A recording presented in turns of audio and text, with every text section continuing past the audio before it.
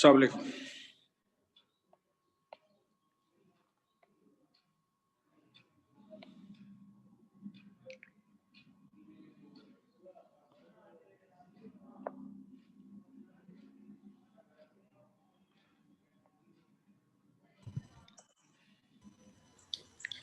वालेकुम अस्सलाम सर। बेटा आप ये बताइए कि फेलो हेलो।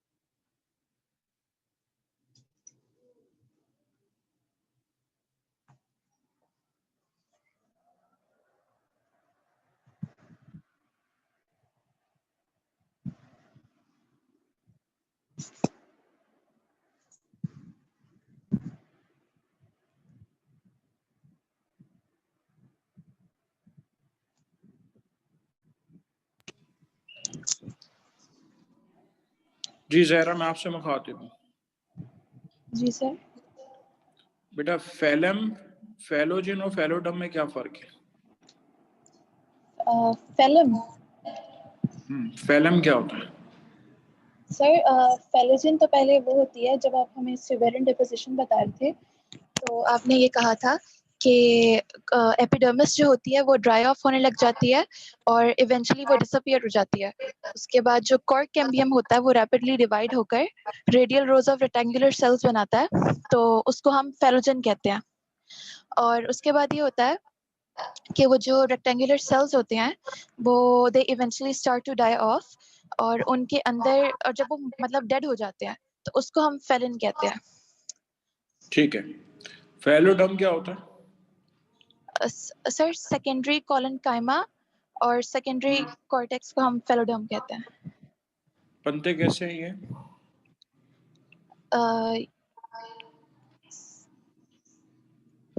ये बनते कैसे हैं? आप बताओ सूफिया।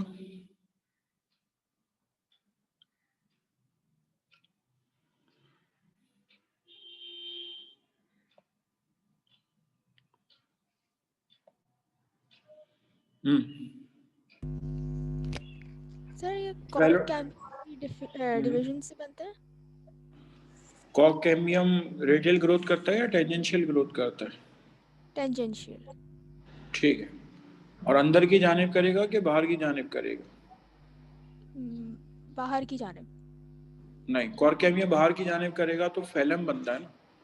अगर अंदर की जानिब डिवाइड होगा तो सेकेंडरी कॉर्टेक्स या सेकेंडरी कॉर्टेक्स ऑफ फेलोडम या सिंपली फेलोडम बनेगा। तीनों में डिफरेंशिएट करो जरा सूफिया। फेलोजन, फेलम और फेलोडम में डिफरेंशिएट करो।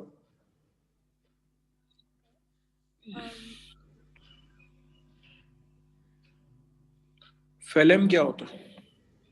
Phellem is the rectangular cells formed above, ठीक है, while रेक्टेंगुलर fellow सेल किसकी डिवीजन से बनता है? फेलम के cells, or cambium. Phellem cork cambium बाहर की जानिब डिवाइड होती है, radial rows of rectangular cells बनते हैं, उनमें फिर से सुपरिन डिपॉजिट हो जाता है, तो अल्टीमेटली वो क्या होते हैं? डेड हो जाते हैं, और क्या बनाते हैं? फेलम बनाते हैं। ठीक है, अच्छा मुझे ये बताओ कि हार्टवुड और सैपवुड में क्या फर्क है? Heartwood is non-conducting, while sapwood is conducting. बोलो आगे। Heart- ऊपर। Heartwood mainly performs the function of support, while sapwood performs the function of conduction of water and salts. ठीक है, तीसरा डिफरेंस बताओ। Heartwood is present at the central area of the stem, while sapwood is present next to it. ठीक है, spring ring और summer ring में differentiate करो। Spring ring is lighter in color, in appearance, while summer ring is darker in appearance. And in spring ring, the xylem are bigger, while in summer ring, the xylem are smaller. ठीक है, और तीसरा difference?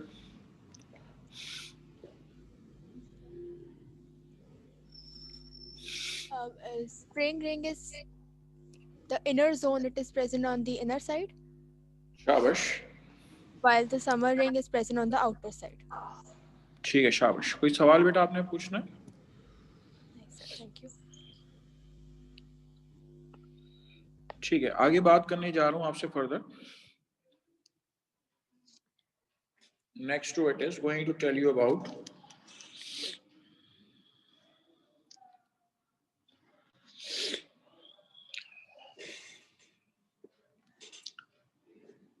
मजीद aspects के बारे में आपसे बात कर रहा हूं।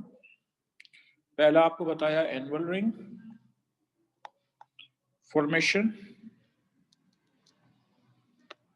ठीक है, पहला आपको मैंने बताया एनुअल रिंग फॉर्मेशन, दूसरा मैंने आपको बताया हार्टवुड फॉर्मेशन, तीसरा मैंने आपको बताया सैपवुड फॉर्मेशन,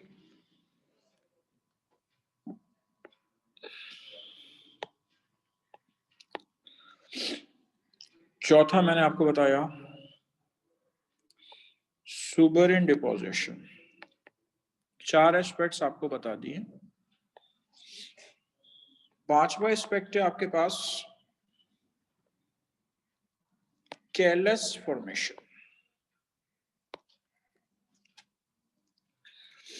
देखिए, हमें अगर कहीं चोट लग जाती है, इंसानों को कहीं चोट लगती है, वुंड हीलिंग के बाद तो हम कहते हैं कि उस जगह पे क्या हो गया? उस जगह पे स्कार फॉर्मेशन हुई। There is actually formation of scar. पौधे को अगर चोट लग जाती है तो वहां पर क्या बनता है? वहां पे बनता है कैलस, CALLUS, कैलस।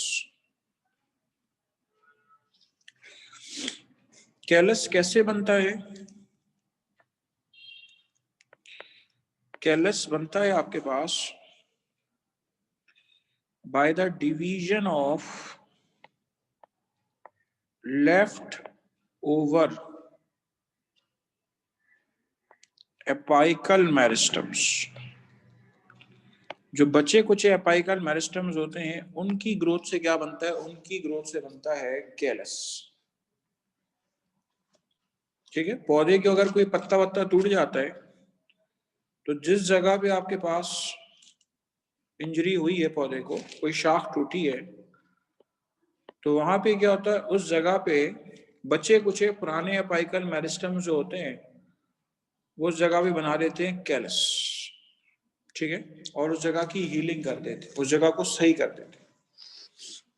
इसको हम क्या नाम देते हैं? इसको हम नाम देते हैं कैलस फॉर्मेशन।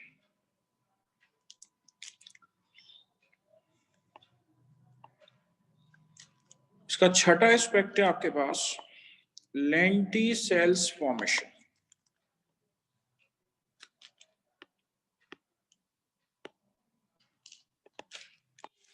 ठीक है, इसका छठा एस्पेक्ट है आपके पास लेंटिसेल्स फॉर्मेशन। लेंटिसेल्स फॉर्मेशन के लिए आपको थोड़ा पीछे जाना होगा कि मैंने आपसे जब सुबरिन डिपोजिशन के बारे में बात की है तो मैंने आपको कहा कि ये radial rows of rectangular cell जो है इसकी फॉर्मेशन होती है। There is formation of radial rows of rectangular cells. जो radial rows of rectangular cells बनते हैं, ठीक है, और उनके अंदर फिर सुबरिन डिपॉजिट हो जाता है, ठीक है, फिर उसके अंदर जो है वो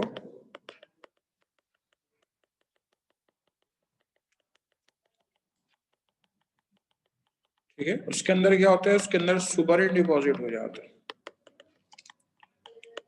ठीक है, जब उसके अंदर सुबरिन डिपॉजिट हो जाता है तो सुबरिन डिपॉजिट होने पे क्या होता है कि अब बात जगह से ये सरफेस जो है ना फट जाती है। ठीक है, बात जगह से ये सरफेस जो है ये फट जाती है। ये देखिए, ये मैं पिछली वाली में मिटा नहीं रहा इसलिए कि वो फिर मैग्नेटिक टेंसिल होती है तो ये पूरा ही मिटा देती है। ये देखें, इस तरह से जो है ना, जो radial rows of rectangular cells है इनके अंदर बीच में आपको सुराख मिलेंगे। ठीक है, ये जो मैं सुराख बना रहा हूं ये आपको सुराख मिले। जब ये सुराख बन गया है तो आप इस सुराख को क्या नाम दे रहे हैं? आप इस सुराख को नाम दे रहे हैं lenticel. This opening is called what? This opening is called lenticel. आपने शायद लेंटिकुलर ट्रांसपिरेशन सुनी भी है कि लेंटिसेल्स फलों की सरफेस से भी होते हैं, उसके अलावा स्टेम की सरफेस से भी होते हैं। शायद आपको बचपन की बातें याद हो या स्टोरी बुक्स याद हो कि उसमें क्या होता है, उसमें होता ये है कि वो बना हुआ होता है, कोई स्टेम बना हुआ होता है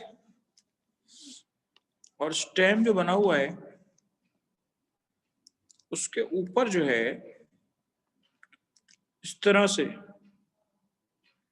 ओपनिंग्स आपको मिलेंगे और साथ में कोई लोमड़ी खड़ी होती है, लोमड़ी जा रही होती है अदर के पास से गुजर के। कलर्ड स्टोरी बुक्स के अंदर आपने ये देखा हो। तने के सरफेस पे आपको जो है वो छोटे छोटे ओपनिंग्स मिलेंगे जिसमें गम बाहर आ सकती है, जिससे वाटर वेपर्स बाहर आ सकते हैं। तो इन ओपनिंग्स को ऐसा क्या नाम देते हैं? इन ओपनिंग्स को नाम देते हैं लेंटिसेल्स। तो लेंटिसेल्स की जो ओपनिंग है, अगर इससे वाटर वेपर्स बाहर आते तो लेंटिकुलर ट्रांसपिरेशन होती है। और ये बनते क्यों है? सेकेंडरी ग्रोथ के रिजल्ट में बनते हैं कि जहां पे फेलम वाला रीजन है वहां पे किसी किस्म का कोई ब्रेक अगर अकर हो गया है तो ब्रेक होने की वजह से क्या होगा, जो ब्रोकन सरफेस है, ठीक है, जो ब्रोकन सरफेस है वो ब्रोकन सरफेस आपके पास, ठीक है, जो ब्रोकन सरफेस है वो ब्रोकन सरफेस आपके पास जो है वो सुराख बना देती, ठीक है, जिससे अंदर से रबर वगैरह की सिक्रेशंस बाहर आती हैं, मिल्की सिक्रेशंस बाहर आती हैं। उसको हम नाम देते हैं लेंटिसेल्स। ठीक है, चलें, ये 6 एस्पेक्ट्स पूरे हो गए। आपने पीछे कोई सवाल करना है तो पूछ लें। ठीक है, मैं आपको एक बार फिर से रेडियल ग्रोथ और टेंजेंशियल ग्रोथ फिर से रिवाइज कराऊंगा क्योंकि ये बहुत ज्यादा पूछा जाता है। इसको अपने पास जरा नोट डाउन कर लें।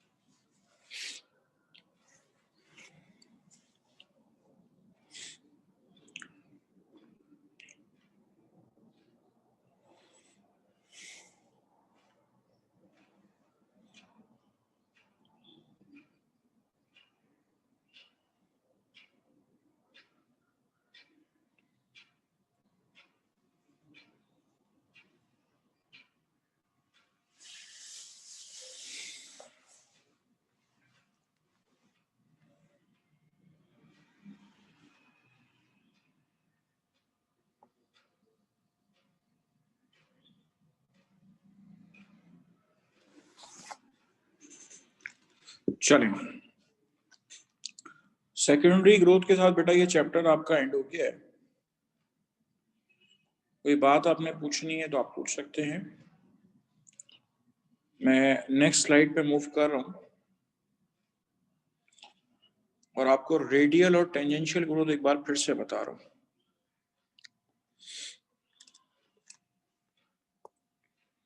देखें बेटा, ये वेस्कुलर कैम्बियम मौजूद है, ठीक है। This is the vascular cambium,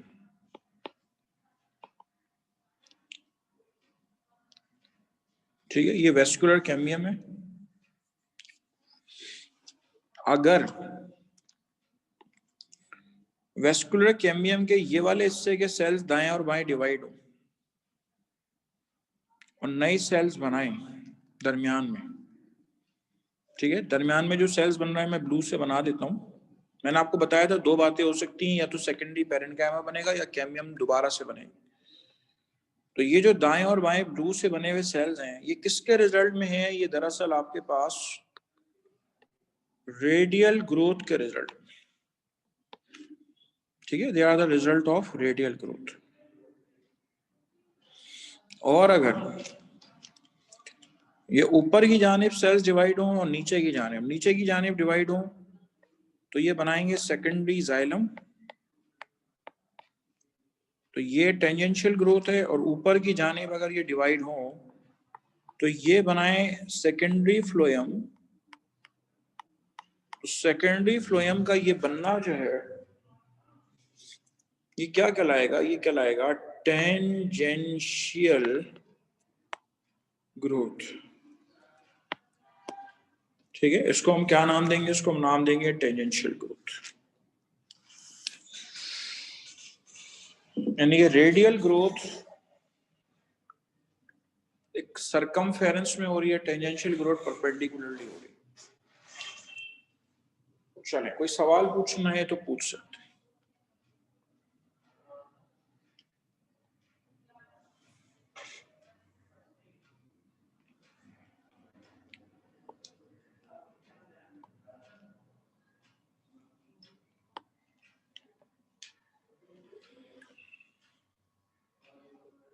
sir आप सैपवर्ड अगर रिपीट कर दें तो मैं रिपीट कराओगी? सर मेरी वो वाईफाई का प्रॉब्लम हुआ था लास्ट क्लास में एंड के कुछ मिनटों में, तो वो मुझसे रह गया। ये रीजन बताओ ना।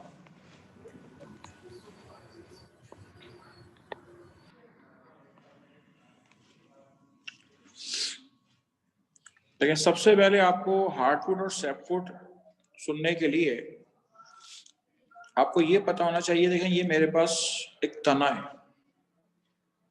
कोई मुझसे कहे जरा इसके अंदर लेबल कर दो हार्टवुड किधर है, तो मैं ये लाल निशान से पूरा एरिया भर दूंगा, ये हार्टवुड है। वो मुझसे सवाल करेगा कि देखो वुड का मतलब तो जाइलम होता है, ठीक है, तुम इस पूरे रीजन को जाइलम का नाम दे रही हो?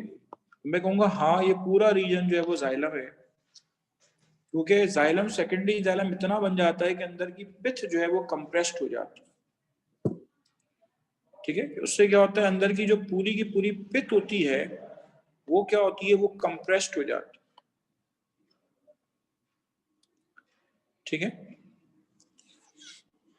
अच्छा, अब कहेंगे क्या कहते हैं कि सैपवुड क्या होता है? सैपवुड ग्रीन से बना रहा हूं।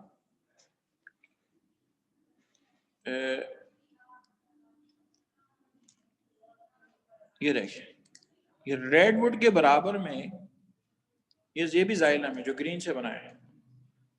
कलर कर रहा हूं, ये सैपवुड। यानी ये जाइलम का वो रीजन है, ग्रीन वाला वो रीजन है जो स्टिल रिमेन्स कंडक्टिव, यानी कि जो वाटर और सॉल्ट्स की ट्रांसपोर्ट जो है उसमें अभी भी रोल प्ले कर रहा है। जहन में अगर सर हार्टवुड के साथ क्या मसला हुआ, देखिए हार्टवुड के जो सुराख हैं उसमें लिग्निन, टैनिन और पेक्टिन डिपॉजिट हो जाते हैं और उसको नॉन कंडक्टिव कर देते हैं। लिग्निन, टैनिन और पेक्टिन डिपॉजिट हो जाते हैं जब वो डिपॉजिट हो जाती हैं तो उनके डिपॉजिट होने से क्या होता है, उनके डिपॉजिट होने से वो जो है वो नॉन कंडक्टिव हो जाता है। ठीक है, आपसे वो क्या काम करेगा, अब सिर्फ और सिर्फ वो काम करेगा सपोर्ट का। ठीक है, अब वो सिर्फ और सिर्फ क्या काम करेगा, वो सिर्फ और सिर्फ सपोर्ट का काम करेगा। Now only serving the function of support. ठीक है, अब वो सिर्फ और सिर्फ सपोर्ट का काम करेगा। तो इसको क्या नाम दे रहे हैं हम, हार्ट फ्लूइड का नाम। और सेपफोर्ड जो है वाटर और सॉल्ट्स की कंडक्शन करता रहता है। आपके जहन में अगर सर डायग्राम तो बनी हुई है, लगे हाँ तो आप ये भी बता दें वेस्कुलर कैम्बियम कहाँ होगी, तो ये ब्लैक से देख लें। वेस्कुलर कैम्बियम बेटा इधर होगी। जहन में अगर सर फ्लोएम किधर होगा, उसके बाहर होगा। फ्लोएम उसके बाहर है, फिर फ्लोएम के बाहर स्क्लेरेन्काइमा, फिर उसके बाद बाहर कॉर्टेक्स वगैरह वो सब चीज। ये सीक्वेंस चले। और ऐसा कुदरत ने शायद इसलिए किया है कि जैसे जैसे पौधे का वजन बढ़ता जाता है तो उसके लिए सपोर्ट का जो फंक्शन होता है वो बड़ा अहम रह जाता है। अब पौधा जो है वो आपके पास, उसको सपोर्ट कैसे मिलेगी, तो सपोर्ट देने के लिए क्या होगा, सपोर्ट देने के लिए हमें जाइलम को बहुत ज्यादा स्ट्रॉन्ग शो कराना। ठीक है, जाइलम को हमें बहुत ज्यादा स्ट्रॉन्ग शो कराना। मनाइल बेटा आपने सवाल करना है, आपने हैंड रेज किया भाई, अगर सवाल करना है तो मैं अनम्यूट कर देता हूँ। मैं समझा शायद पहले से आपका हैंड रेजन है। एमना का मैंने इतना ही समझाया था बस।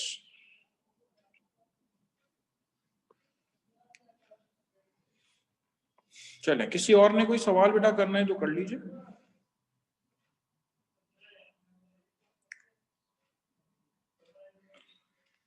चैप्टर 2 यहां पर आपके पास एंड हो गया है। जॉइंट्स की डायग्राम्स की प्रैक्टिस करें।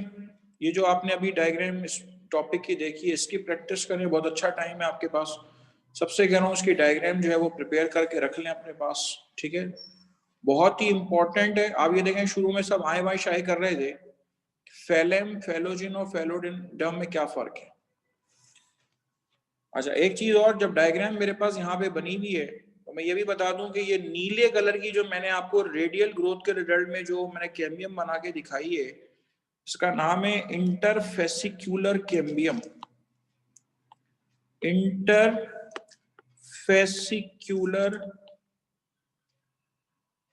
Cambium, INTER, inter, FASCI, FASCICULAR, fascicular cambium.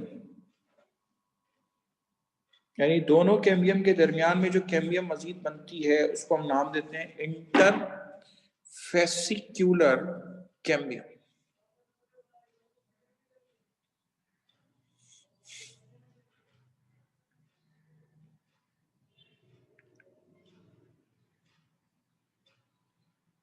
चलें कर लें, नोट कर लें इसको। 1 मिनट दे रहा हूं बस।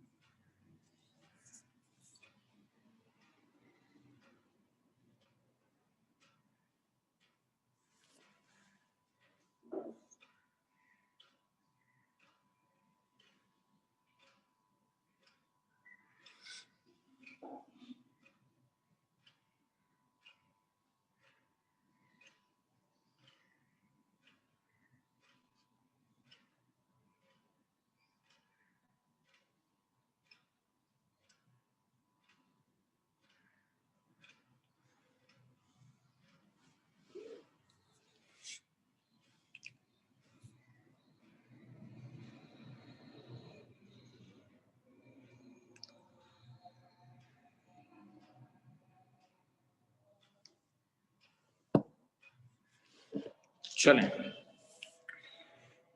इसके बाद आपसे आगे बात करने जा रहा हूं। चैप्टर 2 यहाँ पे एंड हो गया है। चैप्टर 2 के बाद आपसे बात करने जा रहा हूँ बिस्मिल्लाहिर्रहमानिर्रहीम। चैप्टर 3 आपके पास control and coordination.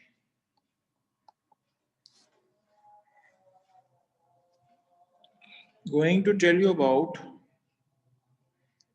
control and coordination। देखिए, कंट्रोल एंड कोऑर्डिनेशन के अंदर आपको ज़ूलॉजी पार्ट और बॉटनी पार्ट दो मिलेंगे। ज़ूलॉजी पार्ट के अंदर जो है आपको पार्ट मिलेगा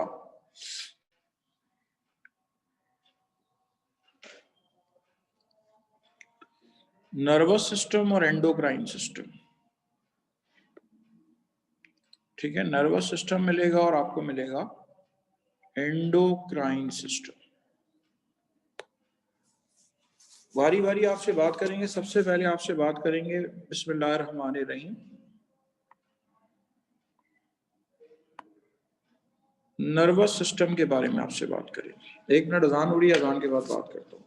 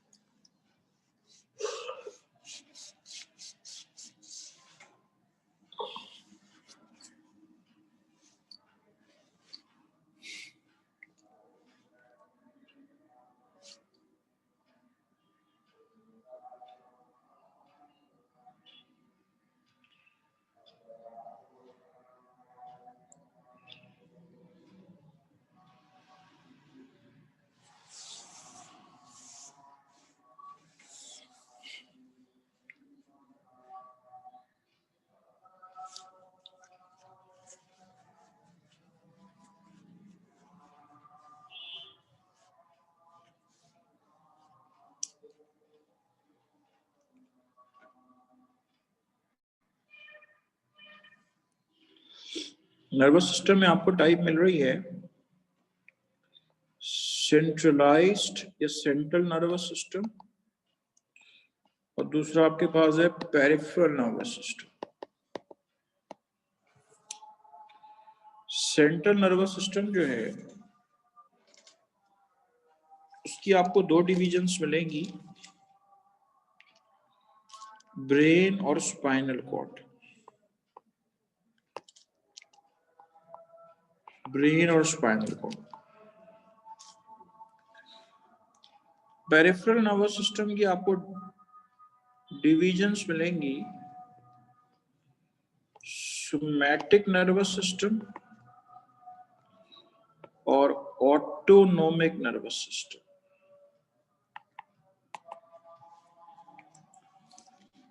ऑटोनोमिक के अंदर आपको डिवीजन मिलेंगी sympathetic nervous system and parasympathetic nervous system. Peripheral nervous system को हम डिफाइन कैसे करते हैं? पेरिफेरल नर्वस सिस्टम को हम डिफाइन करते हैं नर्व्स अराइजिंग फ्रॉम सीएनएस। वो नर्व जो सेंट्रल नर्वस सिस्टम से राइज होती हैं वो कहलाती हैं आपके पास पेरिफेरल नर्वस सिस्टम। ऊपर डायग्राम देखिएगा, ये देखें, ये ब्रेन है और ये नीचे स्पाइनल कॉर्ड, ये सेंट्रल नर्वस सिस्टम। और ब्लू से दिखा रहा हूं कि इसमें से जो नर्व्स निकल रही हैं, ये दरअसल कंस्टिट्यूट करेंगी क्या? ये दरअसल कंस्टिट्यूट करेंगी पेरिफेरल नर्वस सिस्टम।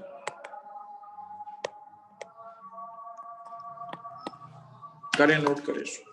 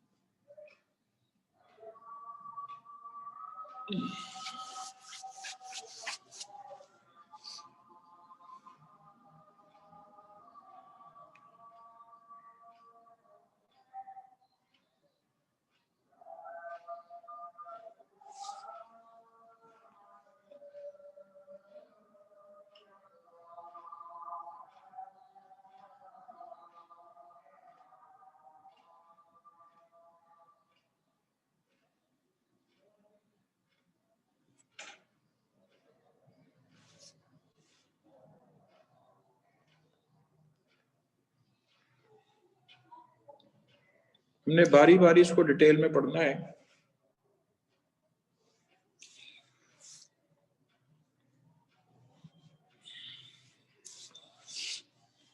इसके बाद मैं आपको न्यूरॉन का स्ट्रक्चर बताने जा रहा हूँ कि न्यूरॉन का स्ट्रक्चर कैसा होता है।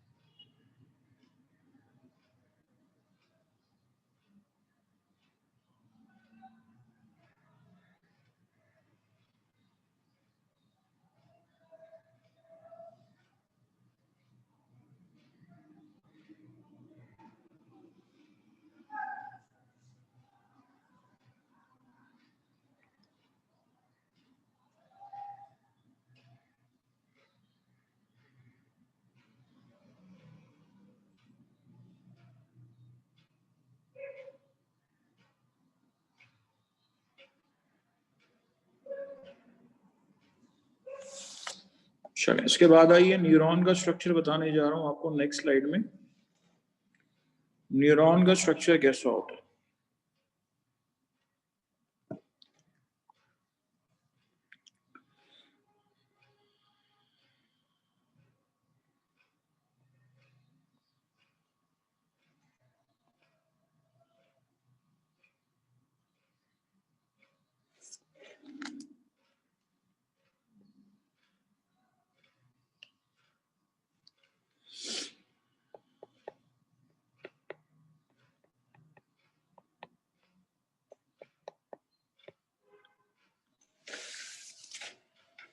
देखिए, न्यूरॉन के पार्ट्स में आपको क्या मिलेगा। एक मिलेगा आपको सेल बॉडी और एक आपको मिलेगा सेल प्रोसेसेस। ठीक है, सेल बॉडी मिलेगा और सेल प्रोसेसेस मिलेगा। सेल प्रोसेसेस के अंदर आपको मिलेंगे डेंड्राइट्स और आपको मिलेंगे एक्सॉन। ठीक है, ये आपके पास मौजूद है डेंड्राइट्स और ये आपके पास मौजूद है एक्सॉन।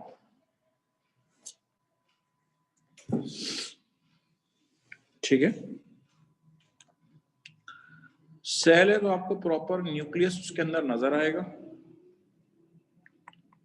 साइटोप्लाज्म ये इसका मौजूद है। साइटोप्लाज्म के अंदर आपको कुछ राइबोसोम्स का कलेक्शन मिलेगा। ठीक है, जो राइबोसोम्स का आपको कलेक्शन मिलेगा उसको हम नाम देते हैं नेजल ग्रेन्यूल्स।